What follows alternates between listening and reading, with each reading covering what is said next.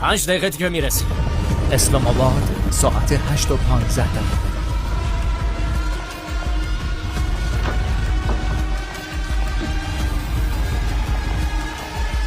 قربان چه اتفاقی افتاده؟ میگفتی ما می اومدیم. کار رسمی نیست، فوق محرمانه است. برای همین من شخصا اومدم. مگه چه اتفاقی افتاده قربان؟ قربان بله. بیمار شما رو نمیشه کنترل بریم کرد. ببینیم. بیاین قربان بیاین. داداش امنیت زندان رو خیلی بالا بردن. بگو قضیه چیه؟ میگن دارن یه مجرم روانی رو میارن اینجا. من تو زندگیم مجرمای زیادی رو دیدم، اما اولین بار همچین آدم وحشی رو میبینم. همیشه ترس مجرما از پلیس رو دیدم، اما برای اولین بار تو تاریخ پلیس بعد دیدن یه مجرم ترسیده. اون کیه؟ چرا آمده اینجا؟